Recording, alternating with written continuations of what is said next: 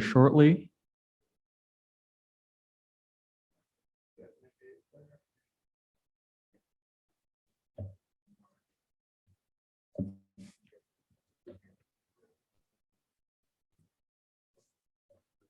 Sure thing.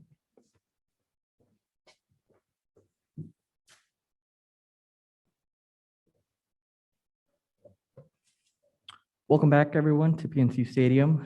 First time we've been here in quite a bit, and this is a big day for the club. So we thank you for joining us. First, a few housekeeping items. We'll get started here shortly with opening remarks. From there, we'll open the floor to media here in the audience. When you receive the microphone, we ask that you please state your name and your outlet, just so that the folks following us on Zoom can keep track of who's asking questions and the outlets here present. Outside of that, we'll also have a Spanish portion, and after that, we'll have a quick photo op, and then we'll invite everybody to join these gentlemen, Dynamo President John Walker, Technical Director Ash Mendelson, and Assistant General Manager Nick Koba outside. They'll be available for additional interviews as well. From there, I'd also like to note that we had to modify our setup here quite a bit due to just being precautions just due to the current pandemic. And as such, both men here are fully vaccinated. So we'll kick things off here with a few opening statements. With that, I'll turn it over to General Manager Pat Onset. Go ahead.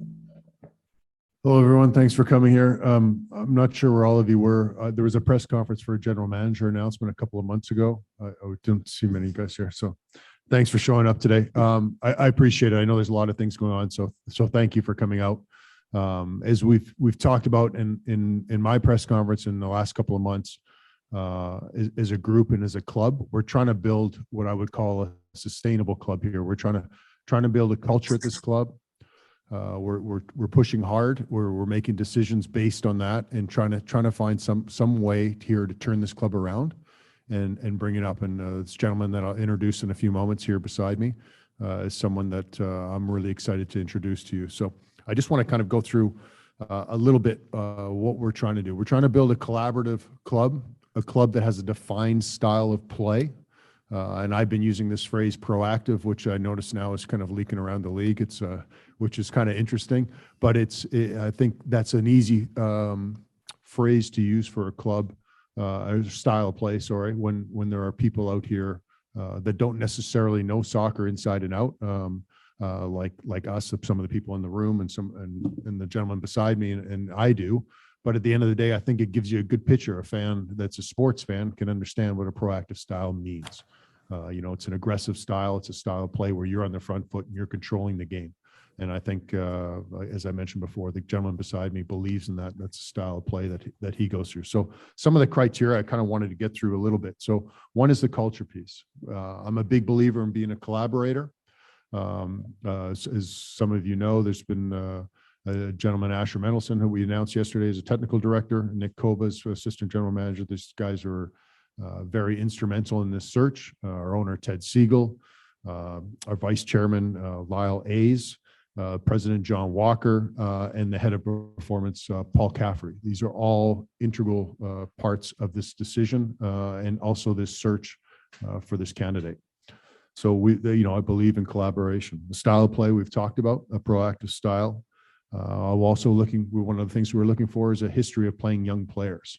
The gentleman beside me we can go in that later with some questioning, but there's certainly some players that in the soccer community in MLS that he's had a hand on and worked with very closely. That's one.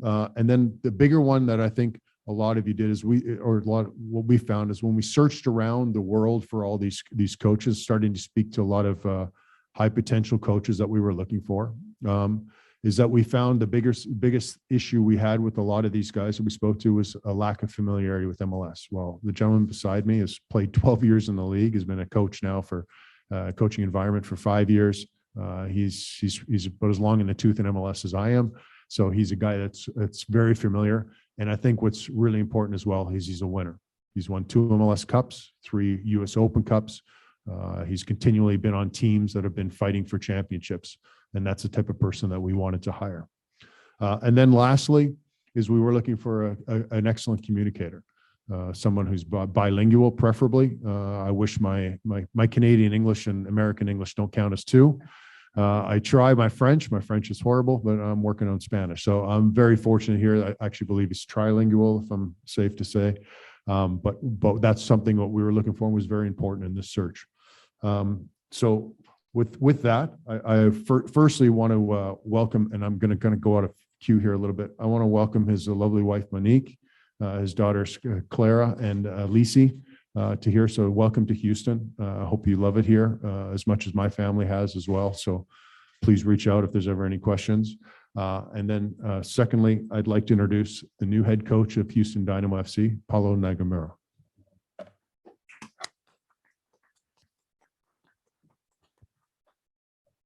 Wow.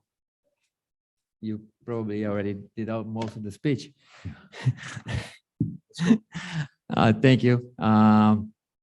First of all, I would like to thank the ownership, Ted Siegel, the club leadership, John, Lyle, Pat, Asher, for the unbelievable opportunity. I'm honored to be the new head coach of Houston Dynamo FC, and I'm really, really looking forward for this new challenge. I would also like to thank my family, my daughters, my wife, and last but not least, the Sporting KC organization, Peter Vermees, for giving me the opportunity and for mentoring the list in this past few years.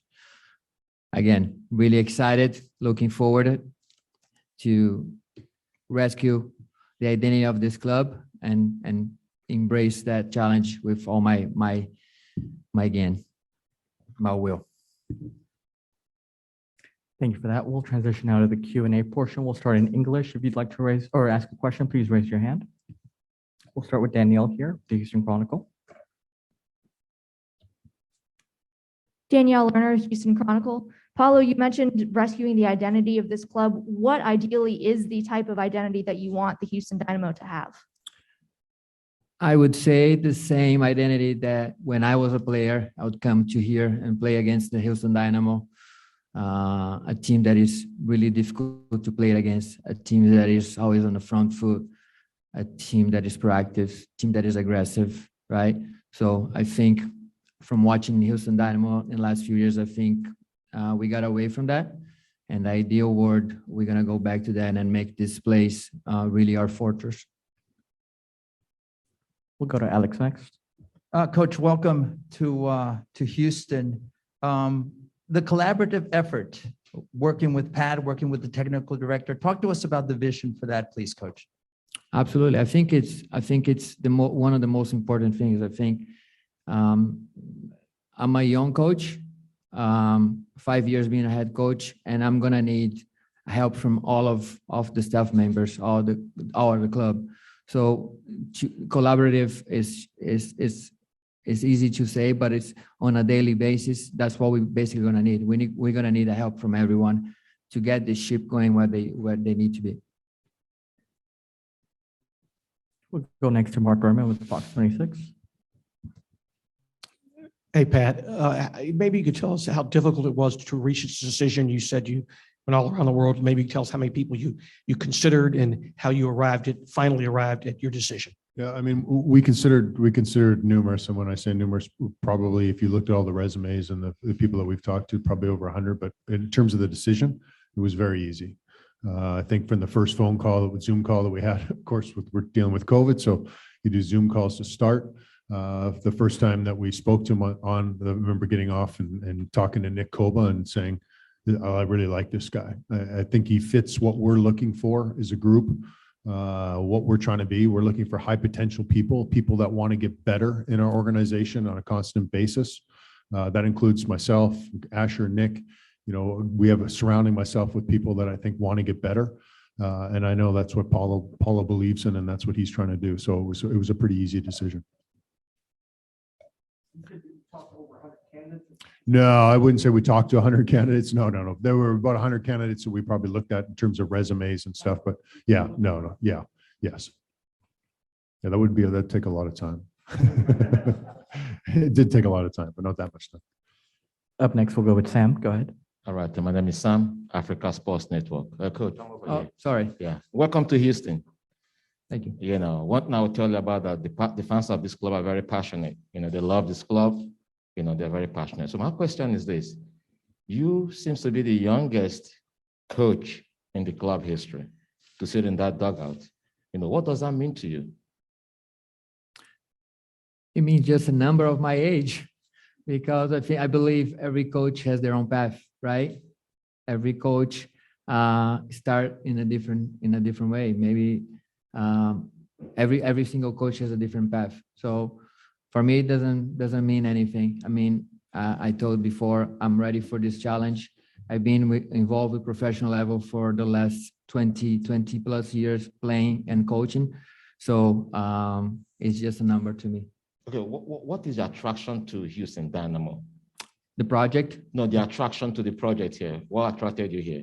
The project, the new ownership, the new club leadership, right? All of that was factors on my decision to come to Houston. Thank you. We'll get to the journalist on Zoom here shortly. If you have a question for those of you on Zoom, please raise your hand. We'll go with Enrique next. Hello, Coach Enrique Vasquez with Dynamo Spanish TV. As you look around the league, you see where homegrown players are big, whereas the Dynamo has maybe struggled at times developing young players. What's the importance that you're going to place on being that the Dynamo Academy generate talent year in, year out that you can count on? Yeah, I mean, from what I know and from what I heard and talking to Pat, I think the academy has made enormous progress throughout the years. And I really see as a source of talent for this country. And I think in Houston, it's not going to be different, right? We're going to assess the academy players. We're going to assess the players coming through the system. And if they're ready to contribute to the first team, they're definitely going to be signed. So, but it's a process, right? But we definitely be looking at the young players for sure. We'll go to Daniel next, right over here. Getting in here just a couple weeks before training camp starts, how much time have you actually had to interact with the team? And have you decided when you might be able to announce your assistants? Well, not much time yet. Today, my first day. So hopefully I can be in touch with those players, with our players soon. We have 2 weeks until we start preseason. So we're planning, we're getting to work. So hopefully we can get this thing going right away. And about the assistants, yeah, we've been talking with a couple of candidates and they should be announced hopefully pretty soon, right? Yeah. We're going to go over to Lester here. Pablo, primero que nada, muchas gracias por el tiempo. Hablando acerca precisamente de la identidad que quieres establecerlo, ya tienes precisamente una idea definida de la identidad. El estilo de juego, sin embargo, obviamente vienes de la escuela de Peter Vermes en los últimos años de tu carrera, que tiene un estilo extremadamente definido, muy conocido. ¿Vamos a ver eso mismo acá en Houston o vamos a ver algo diferente? ¿Vamos a ver el estilo de Paulo Nagamura, quizás un híbrido? Yo creo que vamos a ver el estilo Paulo Nagamura. No, si decir que no tengo mucha influencia de Peter Vermes, estaré mintiendo, porque jugué 5 años en su equipo y entrené en segundo equipo de Sporting por 5 años. Entonces, sí, la influencia puede ser que sea grande, pero en la cancha va a ver el equipo de Paulo. ¿Y cómo defines el estilo de juego que quieres implementar dentro de la cancha? Precisamente, ¿es un estilo de alta presión? ¿Es un estilo de siempre constantemente tratando de llegar al arco rival? ¿Cómo lo defines? Sí, primeramente sí, siempre el equipo va a ser un equipo que va a ser muy agresiva defensivamente, ofensivamente. Muchas veces sí va a tener alta presión, dependiendo del equipo puede ser que baje un poco, pero un equipo que va a proponer siempre el partido, que va a ser agresiva, que va a siempre buscar el gol y controlar la pose de la pelota durante el partido. Just to double check, anything else in English before we transition to Spanish, Jose? Jesus Ortiz, R. Esquina. Paulo, when you describe your style, how important is it for you to be able to be bilingual? Pat mentioned trilingual. What 3 languages do you speak, and how important is that not only on the field, but also selling the Dynamo brand through the city of Houston? Very important, right? Very important. This is a multicultural city with a big influence on a Hispanic community. So it's really important to speak English Spanish and I speak Portuguese too. And to go to your comment, we have a lot of Spanish speaking in our roster. So to communicate in Spanish and make sure that players understand what we've been asking to them, it's huge. I think we're going to transition quickly to Zoom and then we'll come back in Spanish. For Zoom, we'll start with Victor from the Striker. Go ahead. Question for either of you guys. Forgive me if this sounds repetitive, but attacking style, academy, implementing the academy, a bilingual coach.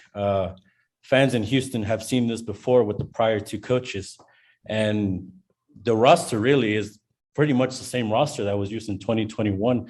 Where do you all think you can be successful where the previous people at the club have not been able to be? I think we have to change the culture a little bit. Like I said before, I think to rescue that identity that Houston had 7-8 years ago, we need to implement that culture. And that is a process, right? That's not an overnight project. We need to rescue that, and once we settle that and have a good culture with the club, I'm sure that the pieces that are going to be added on, playing reinforcements, new signings, that will make a team a very competitive team. Up next, we'll go with Andres. Go ahead. Hey, Paulo, welcome to Houston. This question goes to Pat. So obviously you bring in Paulo, having compared to at least Tab Ramos last season, way more experience as a coach professionally. And my main question was, what is going to be the difference between bringing Paulo compared to Tab in the sense of developing talent? Yeah, I do think there's a history in the league with different types of coaches. You can look at a coach that's been a professional coach in the professional environment. I was speaking to an MLS coach, and he actually made an interesting point where he said, I'd take a head coach over an assistant coach. And he says, assistant coaches offer lots of opinions, but a head coach has to make decisions. And that's where I think Paulo stands out. And the difference, I think, between, if you're trying to compare him to Tab, and this is, I don't want this to be a disrespect for Tab, but it's really about repetitions. I think the coaches that have had the youth camps and come in for 10, 12 days, they get 10, 12 days of coaching. And then they go back to a office and they plan their next camp. But when you're living it day to day, when you're in a professional environment, no matter what the level, what that does is it gets you repetitions, it gets you thinking at a professional level, and you have to do the day to day. And one of the biggest challenges for head coaches in any sport, not just our sport, any sport, is managing your athletes. And when you only have to manage them for 10 days, it becomes very difficult. But when pretty easy in the sense that you can just invite in guys if they don't fit the culture. But when you're trying to develop a culture, you've got to do it step by step, day by day. And I think that's one of the reasons, I know that's one of the reasons we hired Paulo. And it's because he can communicate with people. He's very comfortable in his own skin. He's very comfortable walking up to a player and talking to him because he's lived it. He's been there. He's played at the highest levels. He's played in our league. He understands the travel. He understands everything. So I think that's why we were attracted to him. And that's why we're really happy to have him as our head coach. Thank you, Pat. All right. Up next, we'll go with Daniel. Hi, Paulo. Daniel Sperry with Kansas City Star. Just what can you tell us about how your 10 years, last decade of your playing career and coaching here has been at Sporting? What are the lessons that you've learned that you're going to take with you into this new role? And then I'll have a follow-up as well. Yeah, absolutely. Like I said in the beginning on my speech, it was like, I'm very grateful for the SKC organization and Peter Vermees. Peter has been my mentor especially in the last 5 years when I became a coach. Learn a lot from him, the way that he deals with players, the way that he sees the game, the way that he manages his daily routine. So I'm grateful, and again, I learned a lot in that organization. So Yeah, and then just to follow up to that, when Peter took over with Sporting, the project seemed very similar to what the project that you guys are describing ahead of yourselves is changing the culture and implementing, an identity from top to bottom. How heavily are you going to be leaning on him for maybe some advice or at least just kind of a sounding board for ideas as you kind of take this really big step in your coaching career? Yeah, absolutely. I think it's very, very similar to what you just mentioned. It was a SKC a few years back, and again, it's a long process. It's a project, and if I need to call Peter to ask for a few advices, I'll definitely will. Thank you. Okay, up next, I believe we're going to go with Charles Bohm with MLS Soccer.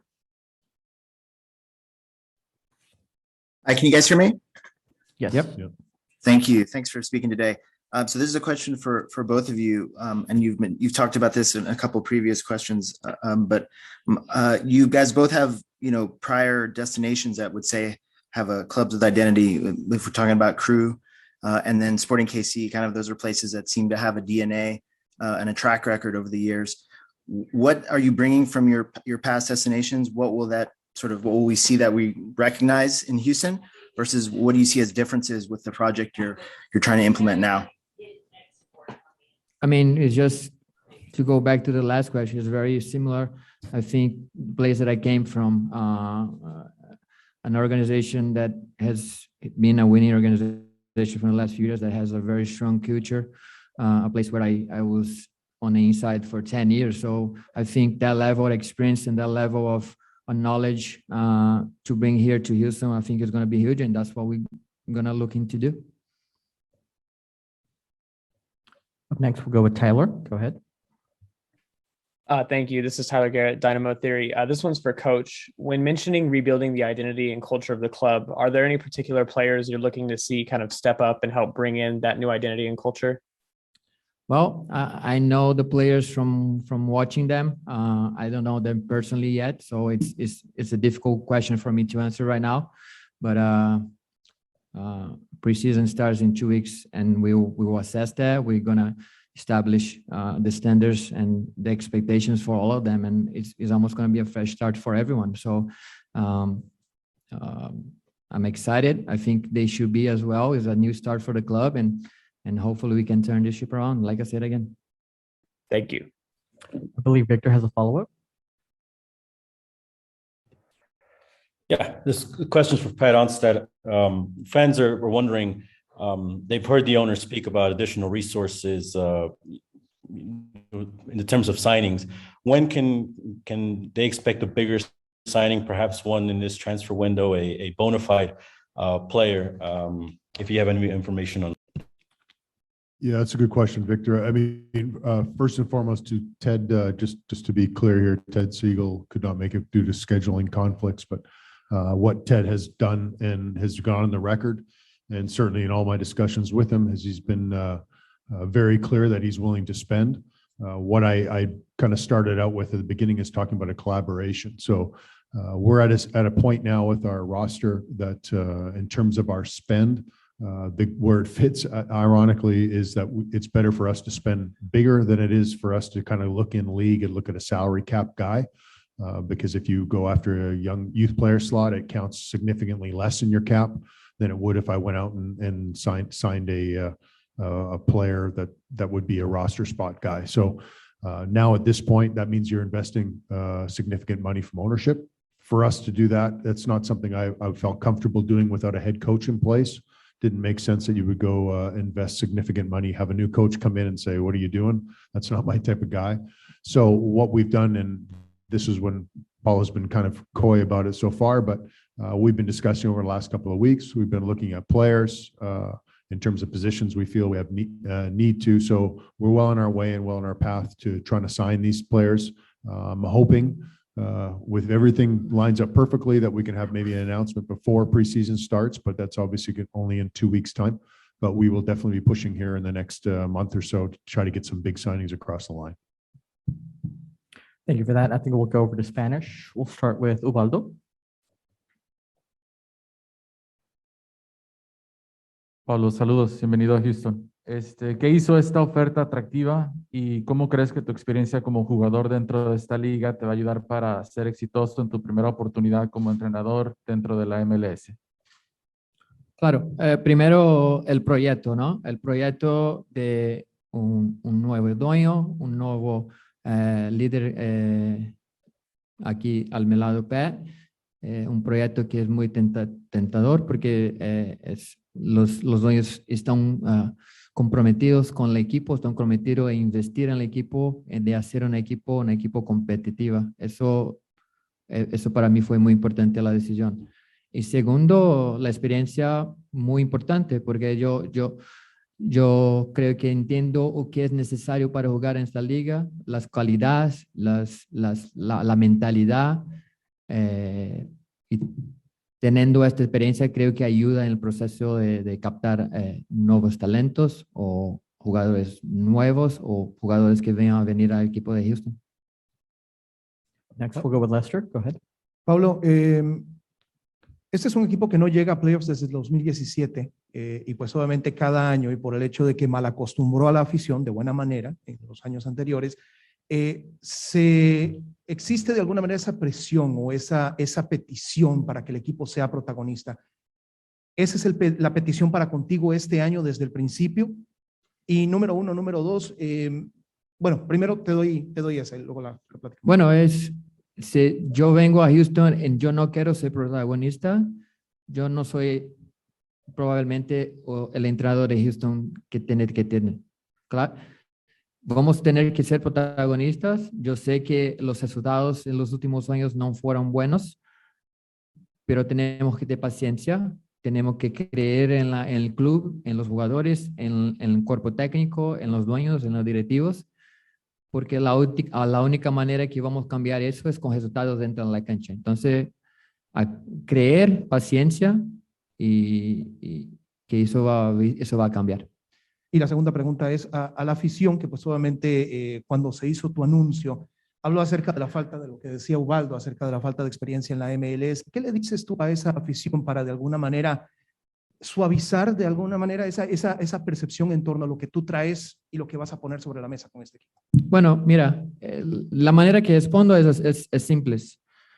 Yo miro a Bruce Arena, empezó con la Cross, ¿no? Y hoy es uno de los entrenadores más condecorados de Estados Unidos. Peter Vermees, lo mismo. Su primer trabajo fue Sporting Kansas City y hoy es uno de los mejores entrenadores del MLS. Muchos entrenadores que eran asistentes y son hoy entrenadores de MLS. Entonces, como decía antes, cada entrenador tiene su path, cada entrenador tiene su manera de llegar y para mí no es diferente. Yo tuve mi path y yo creo que he tenido condiciones de liderar este equipo a un equipo muy victorioso. Vamos a seguir aquí con Alex. Adelante. Profe, bienvenido ahora en español a Houston. Dos cosas, platíquenos sobre la cultura. Un cambio de cultura, como ya mencionó, toma tiempo, paciencia. La pregunta es que también incluye, me imagino, la academia, número uno. Y segundo, ¿qué expectativa tienen ustedes para esta temporada a corto, mediano y largo plazo? Me imagino es ganar un campeonato de la MLS. Bueno, la cultura, te digo de una manera muy precisa, la cultura es en general en el club. No se puede hacer lo más en el primer equipo, en el segundo equipo, en la academia, es en la directiva, es los dueños, y eso creo que hay un gran entendimiento entre yo, Pat, y Ted. Todos lo creemos que eso es necesario en el club. Entonces, eso va a ser un cambio o impacto muy profundo dentro de la franquicia de Houston. A tu segunda pregunta, mira, como dice, es un proceso, ¿no? Es un proceso, puede ser un proceso a largo plazo, pero la expectativa es que al final de ese año estamos en playoffs. Esa es la expectativa. Y tú sabes, tuviste innumerables veces en el pasado, hasta mismo el año pasado con Real Salt Lake, un equipo que estaba casi muerta hasta la última jornada y llegó al final de conferencia. Entonces, la expectativa es que llegamos al playoffs. Vamos a regresar al Zoom. Vamos a ir con Laura Gómez. Adelante, Laura. Hola, profe, bienvenido a Houston. Yo sé que ha habido mucha conversación y hablando de que le falta mucho al equipo, pero no sé si has tenido tiempo de analizar y de pronto contarnos de los jugadores actuales, cuáles son los que te han impresionado y crees que van a ser parte importante de lo que se viene. Sí, mira, yo creo que ya hicimos dos adiciones muy importantes, dos jugadores experientes, y analizando el grupo, tenemos muchos jugadores que van a ser mucho importantes por este año, pero como lo dice antes, es un inicio fresco para todos, una nueva oportunidad de mostrar por qué están acá en Houston y si quieren estar acá en Houston. Y así que vamos a llevar la pretemporada con el tiempo, con la cultura implementada, con la metodología que yo gustaría de trabajar. Vamos a continuar a monitorar el elenco y si necesitamos adicionar jugadores, vamos a adicionar. I think we have a few more here on Zoom and then we'll wrap up. Vamos a seguir con Leopoldo Mata. Adelante. Profe, bienvenido. Hace un momento, profe, yo le entendí, lo dijo en inglés, de que le gustó a usted en sus tiempos de jugador cómo jugaba el Dynamo. Pero ¿qué entrenador era en esa ocasión? O si hubo varios entrenadores que usted tuvo la experiencia de enfrentar como contrincante. ¿Se acuerda? Mira, yo que le mencioné no es la manera que jugaba, era más con la mentalidad, con la actitud en la cancha. Mira, yo me acuerdo bien que los equipos de Dominic Kinnear siempre fueron equipos que peleaban mucho y que eran muy difíciles de jugar contra. Por eso que le mencioné. Entonces, la mentalidad es la actitud en la cancha que necesitamos rescatar de los años que estaban atrás. Entonces, su respuesta sería Dominic Kinnear. La actitud de los jugadores, la mentalidad de los jugadores cuando jugaban con Dominic Kinnear. Muy bien. Profe, y la segunda es, se está hablando ahorita de lo que es de exitosa la formación que tiene el FC Dallas. Si usted compara lo que conoce con Sporting Kansas y lo que es, no sé cuánto conozca del desarrollo de la academia del FC Dallas, puntos importantes que usted puede resaltar de FC Dallas y puntos importantes que también usted puede resaltar, pero siendo bien específico, profe, en esto de lo que sería Sporting Kansas también. Mira, lo que puedo decir es de Kansas. Yo no conozco mucho la academia y la organización de FC Dallas. Yo nomás conozco de jugar contra y de lo mirar en partidos. Entonces, te digo que la manera de conducir la academia, la manera que es la transición de los jugadores de los 15, de 7 al 20 años, es una transición que el jugador nomás se preocupa en adaptarla a la velocidad del partido, porque todos los equipos juegan de la misma manera, con los mismos principios, con el mismo estilo de juego. Entonces, yo tenía una cosa para hablar, se hizo. Gracias, profe.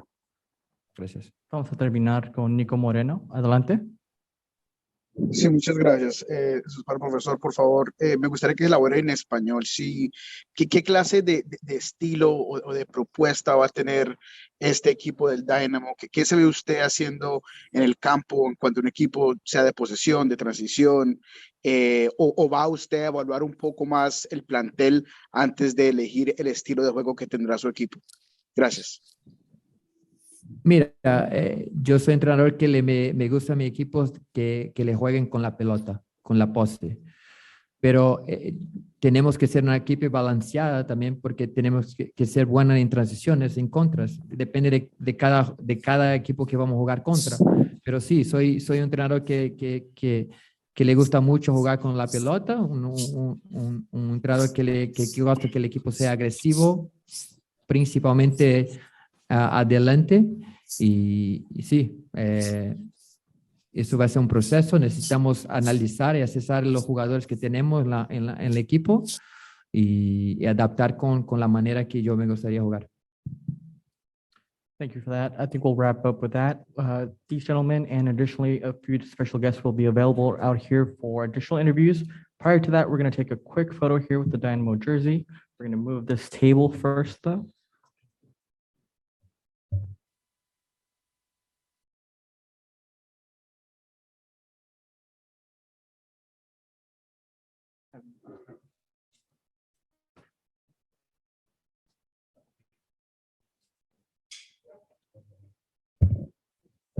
We're going to start to our right, Pat and Paulo. If you guys could look to your right, straight on this end. Yep. You guys are good. Let me know. Okay, we're going to go towards the middle now.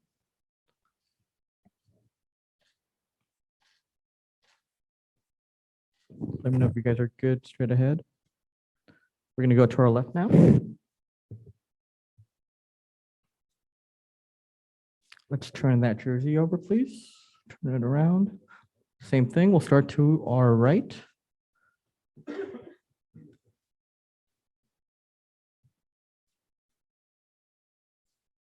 Let's go ahead and go towards the middle.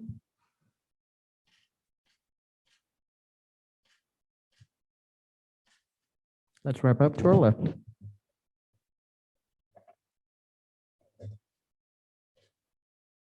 We're good to go. Thank you very much, gentlemen. As mentioned before, Pat, Paulo, John Walker, Nick Koba, and Asher Mendelson will be available right outside for additional follow-up interviews. If you guys have any questions, feel free to let myself, Zach, or Harris know.